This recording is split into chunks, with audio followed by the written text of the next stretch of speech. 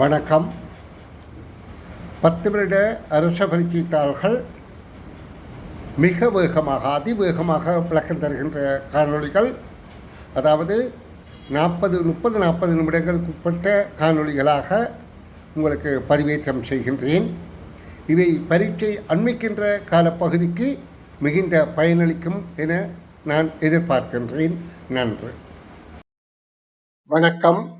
அரச பரீட்சைக்கு முன்பாக 2024 நடைபெற்ற வினாத்தாள் ஒன்றை மிக குறுகிய நேரத்தில் விரைவாக பார்ப்பது சிறந்ததாக இருக்கும். நன்று. கேள்விகளுக்கு நுழைகின்றேன். முதலாவது கேள்வி, பின்வரும் 2 உருக்களையும் பற்றி குறிப்பிடப்பட்டுள்ள சரியான கூற்று யாது? இதில் உள்ள 3 கூற்றுகள்ல, அதாவது முதலாவது கூற்று ஒரு ஏயில் பானம் வரையப்பட்டுள்ள அதே விதத்தில் ஒரு பியிலும் வரையப்பட்டுள்ளது என்ற முதலாவது கூற்றே பொருத்தமாக இருக்கின்றது. அப்போ முதலாவது விடை பொருத்தமானது. இனி இரண்டாவது வினாவை பார்ப்போம். இரண்டாவது 3வது வினாக்களே.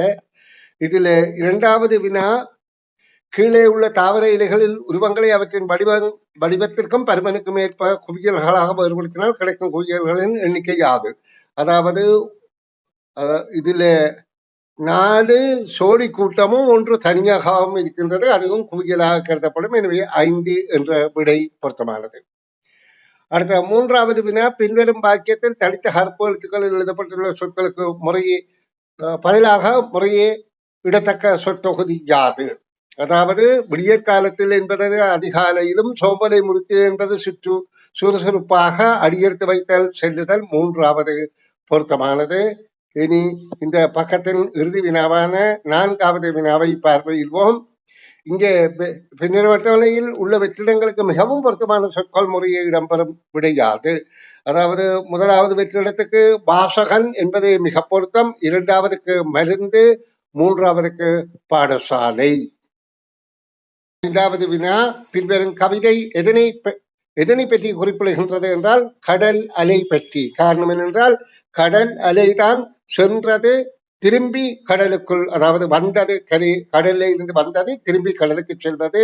ஆகவே கடல் அலை என்பதை பொருத்தமானது. அடுத்தது ஒரு நிகழ்வின் சில சந்தர்ப்பங்கள் தரப்பட்டிருக்கு. இதிலே பொருத்தமான விடையை தெரிவு செய்ய சொல்லுகிறேன். அப்ப நாங்க முதல் எழுத்துக்களை பார்த்தால் CCA என்று இருக்கின்றது. ஏ பார்த்தால் ஒரு அச்சுத்துடைய வாயில் வைத்திருக்கும் வேறொரு நாயை நீரில் இருப்பதகன் போன்று அதற்கு தோன்றியது. ஆனா அதற்கு முன்னுள்ள வாக்கியம் இருக்கின்றபடியால் அந்த ஏ பொருந்தாது. ஆனா சி பொருந்துகின்றது. ஒரு ரச்சித்துடைய வாயில் எடுத்த நாய் ஒற்றடி பாதை வழியே சென்றது. அப்ப சி பொருத்தம். அடுத்ததாக ஏ பொருத்தமாக இருக்கும். ஒரு ரச்சித் 2லும் இருக்கின்றபடியால் ஓர் ரச்சித்துடைய வாயில் வைத்திருக்கும் வேறொரு நாயை நீரில் இருப்பதை அதை கண்டது.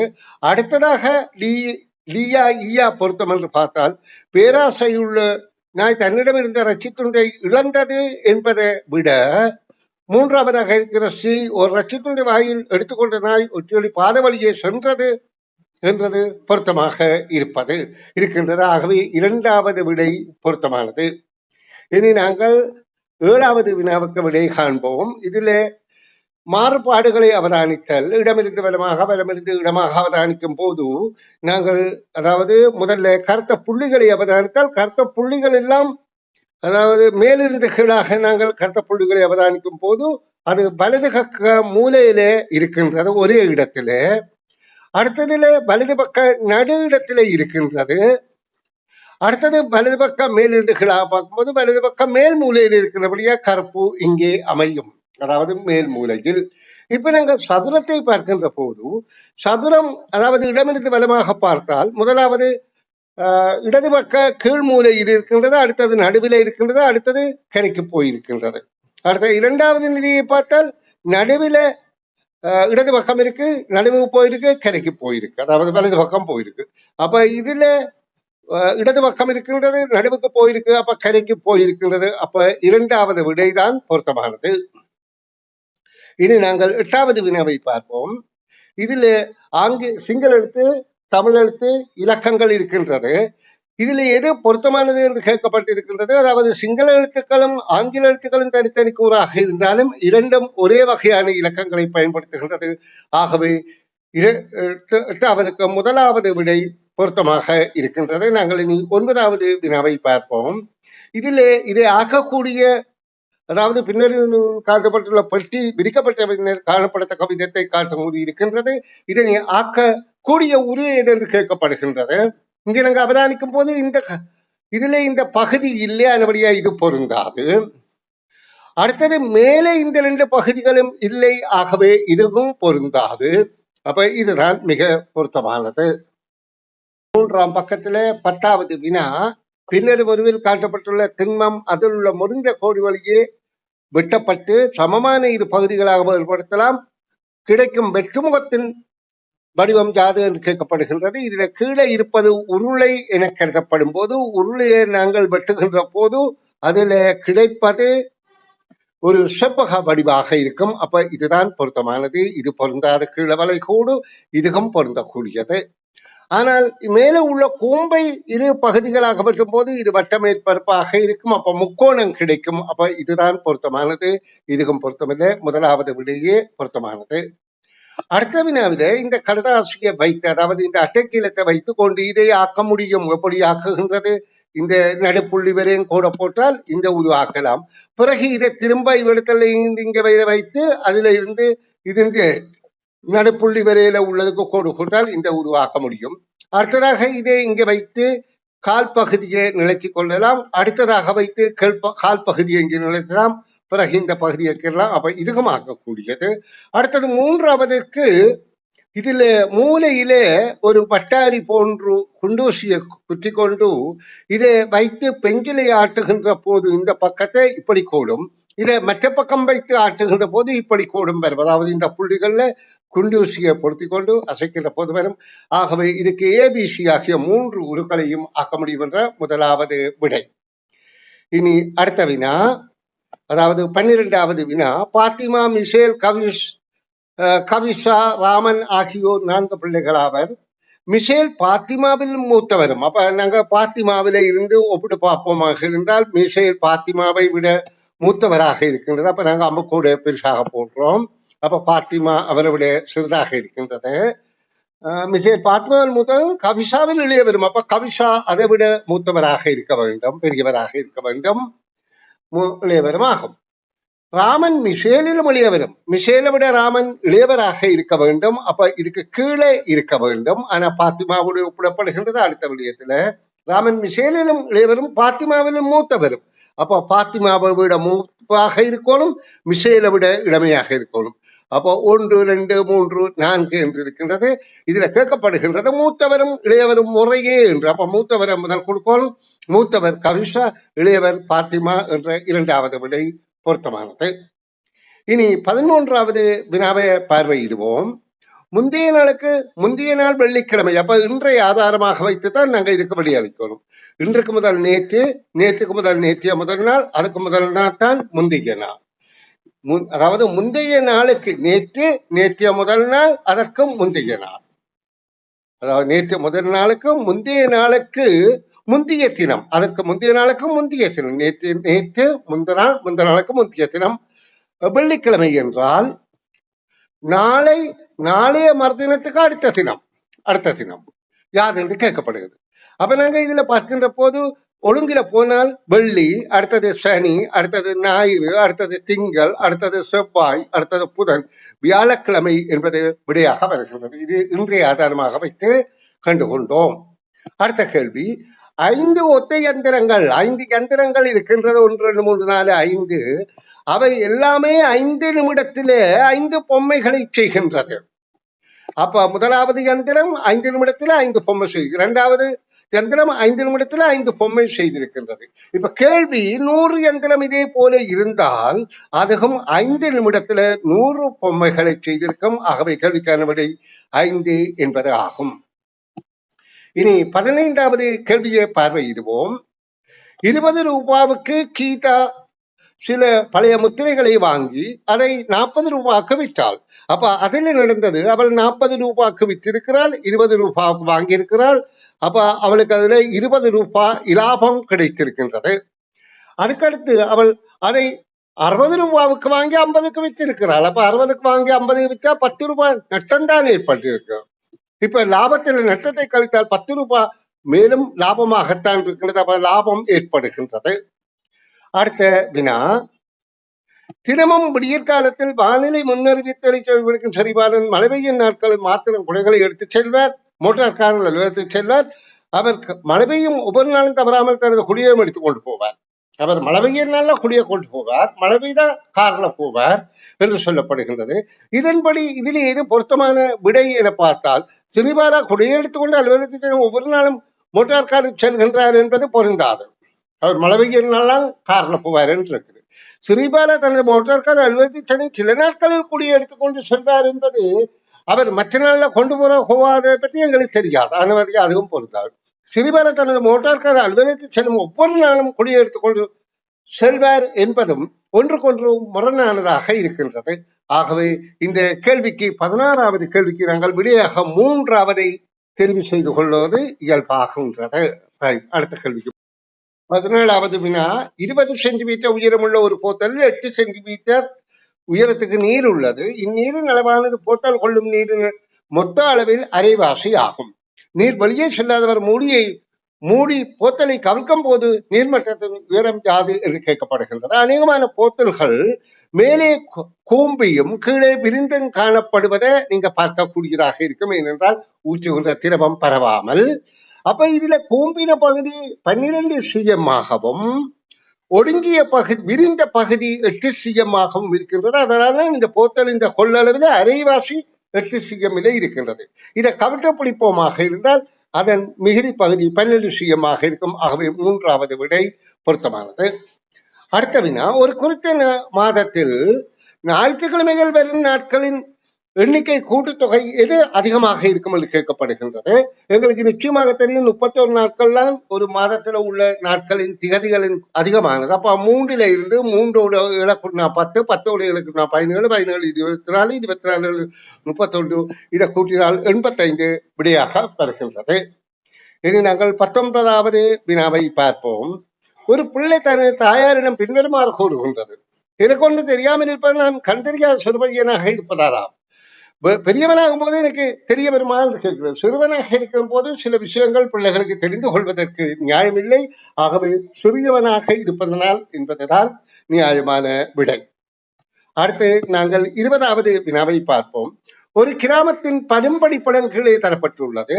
இது ஒரு மலையக கிராமம் என்று கொள்ளலாம், அல்லது வேட்டு நிலம் பள்ள நிலமாக இருக்கின்றது. ஏனென்றால் குளத்திலே இருந்து நீர் கீழ் நோக்கி செல்வது பள்ளத்தை நோக்கித்தான் நீர் செல்லும், அதாவது மேல் நோக்கி செல்லாது. அது காடு பகுதியாக இருக்கின்றது, அங்க கோயிலும் இருக்கின்றது. இப்ப கேள்வி என்ன, ஒரு கிராமத்தின் பயன்படுத்த தரப்பட்டுள்ளது, அதனை பற்றி கூற்றுல தவறான கூற்று யாது? அப்ப சரியான கூற்றை தவித்துக் கொண்டு தவறான கூற்றைத்தான் நாங்கள் தெரிவு செய்யணும்.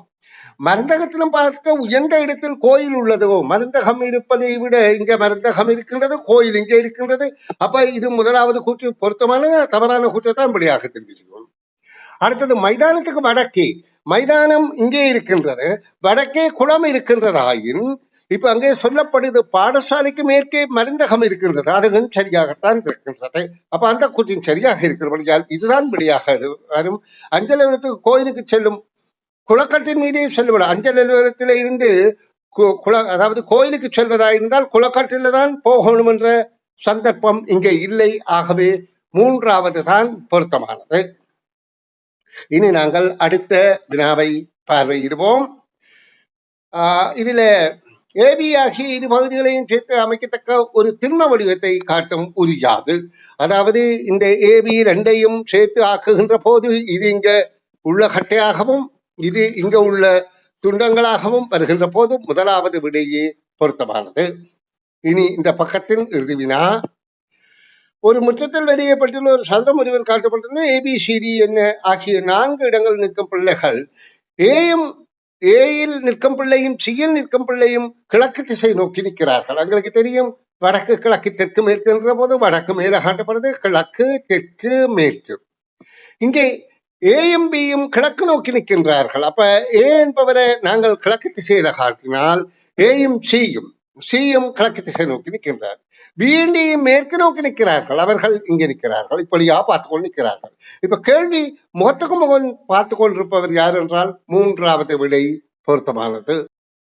23வது கேள்வி. சரத் தனது வீட்டிலிருந்து மோட்டார் சைக்கிளில் சீரான மாறாத கதியிலே போயிரு நிலையம் நோக்கி சென்றார். பயணத்தை ஆரம்பித்து 10 நிமிடங்கள் கழியும் போது அவர் சென்றுள்ள தூரத்தின் இருமடங்கான தூரத்துக்கு இன்னும் செல்ல வேண்டியுள்ளது.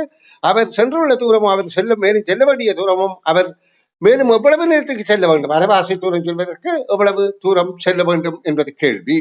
இப்ப நாங்க அவருடைய வீடை ஒரு இடத்துல குறித்து கொண்டால் இதுதான் வீடு என்றால், இது அவருடைய போயிருது, அவர் செல்ல வேண்டிய போயிருது நிலையம் என்றால், அவர் 10 நிமிடத்துல போன தூரத்தின் 2 மடங்கு தூரம் இன்னும் போக வேண்டும் என்று குறிப்பிடப்படுகின்றது.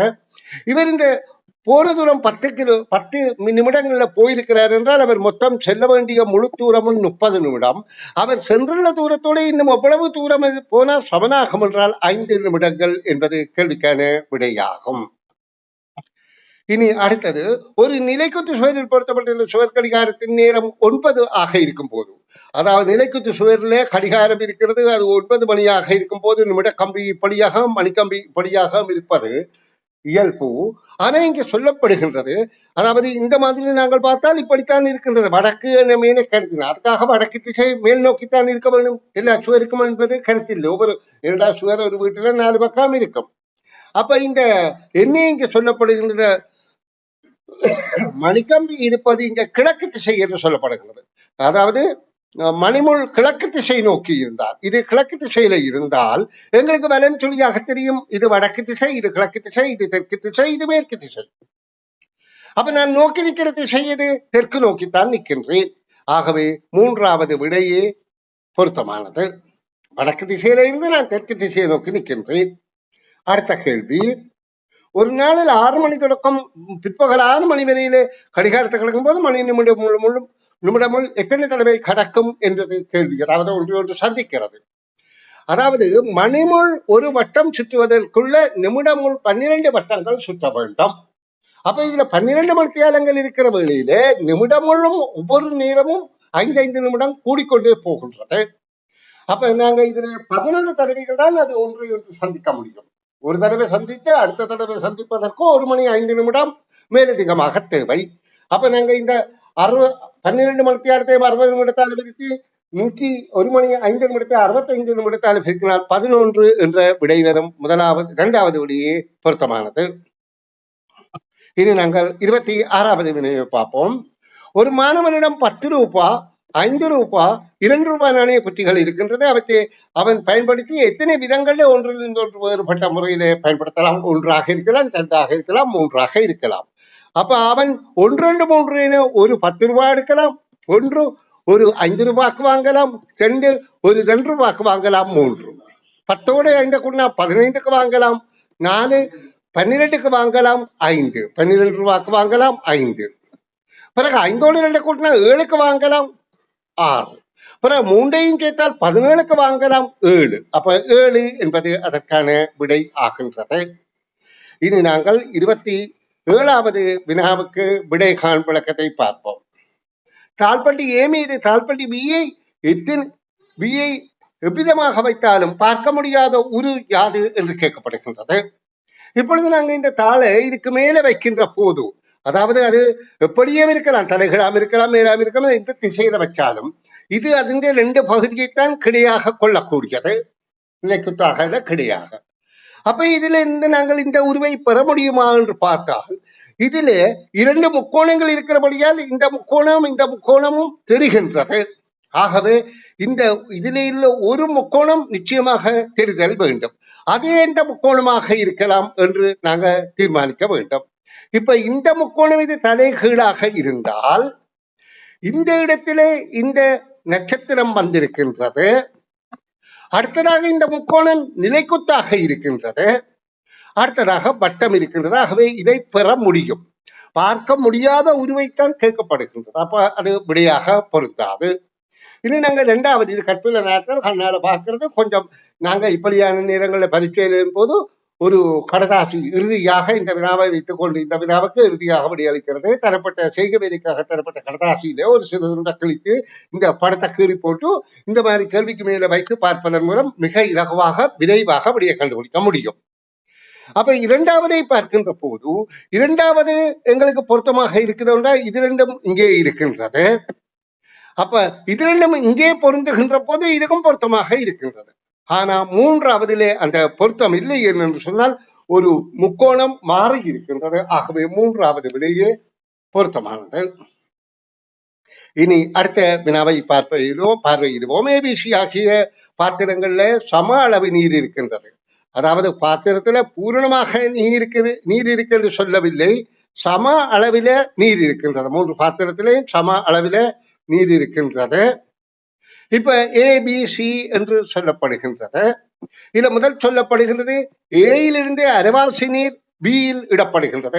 அப்ப நாங்கள் சம அளவில இருக்கிற எல்லாத்தையும் ஒரே அளவாக எடுத்துக்கொண்டால் 400 ml என்று எடுத்துக்கொள்வோம். அப்ப 3லயும் 400 ml இருக்கு. ஏயில அரைவாசிய பிக்கு விட்டால் இப்ப ஏயில இருக்கிறது 200,000, பியில இருக்கிறது 600,000. பிறகு சொல்லப்படுது பியில இருந்து சிக்கு அரைவாசிய விடப்படுகின்றது. அப்ப பியில இருக்கிறது 300,000, இது 400 300 சேர்ந்தா 700,000. பிறகு சொல்லப்படுது சியில இருந்து ஏக்கு விடப்படுகின்றது. அப்ப இது 350 ஆகுது, இது அப்படியே 300 இருக்கின்றது, இது 550 ஆக இருக்கின்றது. இது ஏறுவரிசையில் ஒழுங்குபடுத்தப்பட்டால் முதலாவது பி 300, சி 350, அடுத்ததாக ஏ. அப்ப பி சி ஏ என்கின்ற இரண்டாவது விடையே பொருத்தமானது. இது நாங்கள் இந்த பக்கத்திலே இறுதி வினாவை பார்ப்போம். இந்த இறுதி வினாவில சொல்லப்படுகின்றது, அதாவது 3 வாக்கியங்களுக்கு பதிலாக அவற்றுக்குரிய குறியீட்டு கோலம் தரப்படுகிறது. இது பிரதியீடு. இந்த 3 வாக்கியத்தையும் வைத்துக்கொண்டு ரோஜா பூ மிக வாசனை உள்ளது என்றதுக்கு எது பொருத்தமான விடை என கண்டுகொள்ள வேண்டும். அப்ப இப்ப நாங்க பார்க்க வேண்டும், இந்த அதாவது எழுத்துக்கள் இந்திய ஒழுங்கிலே சொல்லிந்திய ஒழுங்கிலே எழுத்துக்களோ அமையவில்லை. அதாவது சொல்லிந்திய ஒழுங்குக்கு குறியீடுகள் இந்திய ஒழுங்குக்கு சொற்களோ அமையவில்லை. அப்ப நாங்க இதுல 3லயும் ஒரே சொல் என்ன இருக்கின்றது என்று பார்த்தால் இதுல நிறம் என்றது 3லயும் இருக்கின்றது. அப்ப நிறத்துக்குரிய குறியீடு நாங்க கண்டுகொள்ள முடியும். அப்ப நிறத்துக்குரிய குறியீடாக சாய் சதுரம் இருக்கின்றது. 3லயும் சாய் சதுரம் இருக்கிறபடியால் நிறத்தை அது குறிக்கின்றது. ஆனா இங்க ரோஜாப்பூ மிக வாசனை உள்ளது என்றதுல அங்க நிறம் உள்ளடங்காதபடியால் அந்த நிறம் என்ற சொல் இல்ல இருக்கிறது. இது அப்ப இந்த விடை பொருந்தாது. இப்ப இந்த 2 ஒரு விடைதான் பொருத்த வேண்டும். அது எந்த விடை என்று நாங்க அவதானித்து விடையளித்தல் வேண்டும். இப்ப பாருங்க, அடுத்து சொல்லப்படுகின்றது, இதுல வேறு என்ன சொல் ஒரே சொல்லி இருக்கின்றா பூ இருக்கின்றது. அப்ப நாங்க பூக்குரிய குறியீடாக இங்கே கருதலாம், இந்த முக்கோணத்தை கருதி கொள்ளலாம். அப்ப முக்கோணம் இங்கே இருக்கின்றது, பூ அடுத்தது இங்கே முக்கோணம் பூ இருக்கின்றது. அப்ப இங்க ரோஜா பூ என்றதுல, அதாவது ரோஜா நிறப்பூ என்றதுல ரோஜா என்பது இருக்கின்றது, பூ என்பதுல பூ இருக்கின்றது. அதாவது ஒரு வாக்கியம் இருக்கின்றது அழகா, அதாவது நிறப்பூ வாசனை உள்ளது என்று. அப்ப நிறப்பூவில பூ இருக்கின்றது. இந்த வழி நீங்கள் ஒப்பிட்டு பார்த்தால் 2வது விடையே பொருத்தமானதாக இருக்கின்றது. 30வது வினா, ஒரு நான்முகியின் 4 முகங்களிலும் ஒரு முகத்தில் ஒரு இலக்கம் வீதம் 1 2 3 4 ஆகிய இலக்கங்கள் எழுதப்பட்டுள்ளன. இவ்வாறு இலக்கங்கள் எழுதப்பட்டுள்ள இரு நான்முகிகளை ஒரு மேசை மீது வைக்கும் போது மேசையுடன் தொடுகையுறாத முகங்களில் உள்ள இலக்கங்களின் கூட்டுத்தொகை 15 ஆகும். மேசையுடன் தொடுகையுறும் இரு முகங்களின் எண்ணிக்கை யாது என்று கேட்கப்படுகின்றது. அப்போ ஒரு சதுரம் ஒரு நான்முகியில 1 2 3 4 என்று 10 இலக்கங்களோட கூட்டுத்தொகை 10 இருக்கும். அடுத்ததுலேயும் 10 இருக்கும். அப்ப மொத்தம் 20. 20ல மேலே தெரிகிறது தொடுகை உறாமை இருப்பது 15 இருந்தால் தொடுகை உருவது 5 என்ற 2வது விடை பொருத்தமானது. இனி நாங்கள் அடுத்த வினாவை பார்ப்போம். ஒரு நிலையில் 12க்கு மேற்பட்ட பிள்ளைகள், 12க்கு மேலே எத்தனை தெரியாது, 12க்கு மேலே உள்ள பிள்ளைகள் ஒரு ஏயிலும் காட்டப்பட்டது. உருவில் காட்டுள்ளவாறு முதலாம் பிள்ளை நடுவில் நிற்கின்றார். அவர் முதலாம் பிள்ளை நடுவில் நிற்கும் விதத்திலும் 2ஆம் பிள்ளை முதலாம் பிள்ளையின் இடது கை பக்கத்திலும். அப்ப இந்த பிள்ளை இங்க முன்னோக்கி பார்த்து கொண்டிருந்தால் எங்களுக்கே தெரிகின்றது இது வலது கை பக்கம், இது இடது கை பக்கம். அப்ப 2ஆம் பிள்ளை இங்கே, அப்ப 3ஆம் பிள்ளை அடுத்து இங்க வலது கை பக்கமும். அப்ப 4 6 8 10 12 என்ற ஒழுங்கில இங்கால நிற்கிறார்கள். இப்ப கேள்வி என்ன, இந்த ஒழுங்கில நின்றால் 10ஆம் பிள்ளையின் இருகரையில் நிற்பவர்கள் யார்? இந்த 8 12. அப்ப 8 12 என்ற 3வது விடைதான் பொருத்தமானதாக இருக்கின்றது. இனி நாங்கள் 32வது விடைக்கான விளக்கத்தை பார்ப்போம். இந்த முற்பக்கத்தில் பார்க்கப்படும் போது படலை ஒன்று தோன்றும் விதம் இங்கே தரப்பட்டுள்ளது. இதிலே நாங்கள் உற்று நோக்கி, அதாவது கற்புள்ள நாட்டலால உற்று நோக்குகின்ற போது முதலாவது பொருத்தமாக இருக்கின்றது எவ்வாறு என்று சொன்னால், ஒவ்வொன்றாக நாங்கள் உற்று பார்க்கணும். இங்க பாருங்க, இந்த இதிலே இது பொருத்தமில்லாக இருக்கின்றது, இது பொருத்தமாக இருக்கின்றது. ஆனா பிறகு இந்த மேற்பகுதியிலே இது பொருத்தமாக இருக்கு, இது பொருத்தம் இல்லாமல் இருக்கு. அப்ப முதலாவது பொருத்தமானது இவற்றை கண்களால பார்த்துத்தான் புரிந்து கொள்ள இலகுவாக இருக்கும். இனி நான் அடுத்த வினாவுக்கு 33வது 34வது வினாக்களுக்கு விடை தர போறேன். ஒரு செவ்வக காணி முழுவதும் உள்ளடக்கம் அடுத்துள்ள இரு நிலைகளுக்கு இடையிலே அடுத்துள்ள இரு நிலைகளுக்கும் இடையே 3 cm வீதம் 3 மீட்டர் வீதம் எல்லைகளுடையதாக மரக்கன்றுகள் 32 மரக்கன்றுகள் நடைபெறுகின்றது. அப்ப செவ்வக காணி என்றபடியால் நாங்கள் ஒரு பக்கம் 5 என பார்ப்போமாக இருந்தால் அடுத்த பக்கம் 7 5 35 இருக்கும். 7 இருத்தல் வேண்டும். அப்ப எங்களுக்கு இதிலே இடைவெளி எவ்வளவு என்று பார்த்தால் 4 இடைவெளி. இந்த 7க்கு இடையிலே எத்தனை இடைவெளி என்று பார்த்தால் 4, அதாவது 7 என்றால் நாங்கள் இதை கருத்தித்தான் 7 என்று கருத வேண்டும். அதே நேரம் இந்த பின்னுக்கு இருக்கிறதையும் கருத வேண்டும். அப்ப இங்க 6 இடைவெளி. அப்ப 4 இடைவெளிக்கு 4 3 12 இங்க அகல பக்கம் தான் எங்களுக்கு கேட்கப்படுகின்றது. இது 6 3 18 அது எங்களுக்கு முக்கியம் இல்லை. ஆனா இதுல சொல்லப்படுது இந்த பக்கத்துல ஒழுங்கை இருக்கு 2 2 மீட்டர் என்று. அப்ப 2 2 4 கூடுமாக இருந்தால் அதன் அகல பக்கம் 16 மீட்டர் என்பது விடையாகும். இனி நாங்கள் அடுத்த வினாவை பார்ப்போம். ஒரு குறித்த நாள்ல 3 நண்பர்கள் சந்திக்கிறார்கள். அவர்கள் கூறுகின்ற கூற்றுக்களை பார்ப்போம். இன்று சங்கரின் பிறந்த தினமாகும் என்ற கூற்றை முதல்ல எடுத்துக்கொண்டு நாங்கள் அதை சரியென எடுத்துக்கொண்டால், ஏன்னா ஒன்றை சரியென்று எடுத்தால்தான் பிள்ளையானதை கண்டுபிடிக்க முடியும். அப்ப சங்கர் சொல்றார் என்று இல்லை இல்லை இன்று சேகரின் பிறந்த தினமாகும். அப்படியேனா சேகர் அதை எதிர்த்து இருக்கிறாரா என்று பார்த்தா சங்கரின் கூற்று தவறானது. சங்கர கூற்று தவறானது என்று சொல்லப்படுகிறால் சேகரின் கூற்றும் சரியாக இருக்கின்றது. அப்ப இவர் அதாவது கண்ணன் சொன்னதும் சேகன் சொன்னதும் சரி என்றால் சங்கர் சொன்னது தான் தவறாக இருக்கும். ஆகவே இன்று சங்கருடைய பிறந்த தினமாகத்தான் இருக்க வேண்டும். இனி 35வது கேள்வி. 43 பிள்ளைகள் ஒரு வகுப்பில் இருக்கிறார்கள். அவர்கள் 7 பிள்ளைகளாகவும் 7 பெண் பிள்ளைகளாகவும் 5 ஆண் பிள்ளைகளாகவும் குழுக்களாக பிரிக்க வேண்டும். அப்ப மொத்த எண்ணிக்கை 12 இருக்கிறது. 43 நாங்கள் பிரிக்கின்ற போது 12ஆல 3 குழுக்களாக 36 பிரித்தால் 7 மீதியாக வருகின்றது. அதுவும் பெண்கள் உள்ள ஒரு குழுவாக வரும். இப்ப கேள்வி என்ன, எத்தனை பெண் பிள்ளைகள் குடிக்கின்றன என்றால் எல்லா பிள்ளையும் குழுக்களாக்கப்பட்டு இருக்கிறார்கள். அப்ப இந்த 3ம் இந்த 1ம் சேர்ந்து 4 என்பது விடை. 6வது வினா. கூடுதலான பிரதேசம் நிலத்தப்பட்டுள்ள உரு யாது என்று கேட்கப்படுகின்றது. முதலாவது வினாவிலே நாங்க பார்க்கின்ற போது இவ்விரண்டாக 8 சதுரங்கள் நிலத்தப்பட்டிருக்கின்றது. இரண்டாவதுல 1 2 3 4 5 6 7 நிலத்தப்பட்டிருக்கிறது. அடுத்ததுல 6. அப்ப முதலாவது பொருத்தமான விடையாக இருக்கின்றது. அடுத்த 37வது வினாவை பார்ப்போம். 9 பிள்ளைகள் ஒருவர் கைகோத்து கொண்டு நிற்கும் சந்தர்ப்பத்தில் 3 பிள்ளைகள் வீதம் எடுத்த 4 உருவச் சட்டங்கள் இருக்கின்றன. அப்ப 4 3 12 படங்கள் இருக்கு. ஆனா 9 பிள்ளைகள் தான். அப்ப இடைவெளிகள் இங்க 3 இருக்கிறபடியா 3 இடங்கள்ல மற்ற பிள்ளைகள் கரைகள் இருக்கிற பிள்ளைகள் வந்திருக்கிறார்கள்.